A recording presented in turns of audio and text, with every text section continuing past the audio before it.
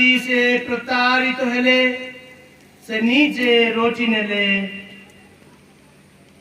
तुमको धन्यवाद दे से आशीर्वाद प्रार्थना कहिले से रोटी खंड कले एवं निज शिष्य मानको ताहा दे कहिले तुम्हें समस्ते यह निय एवं एथिरु भोजन कर कारण यह मोर शरीर जहाँ तुम मानक निमंते बलि दिया जीव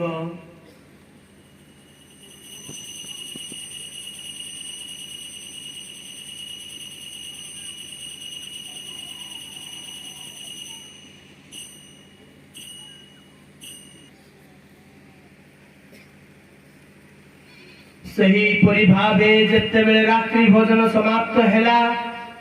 से पान पात्र नेले एवं तुमको धन्यवाद आशीर्वाद प्रार्थना कहिले एवं निज शिष्य मानक पान पात्र दे कहिले तुम्हें समस्ते यह निय एवं एथिरु पान कर कारण यह मोर रुधिर पान पात्र नूतन व चिरस्थायी व्यवस्थार रुधिर जहाँ तुम्ह मानक तथा अनेकों पाप क्षमा निमंते ढाली दिया जीव मोर स्मरणार्थे तुम्हें माने यह कर।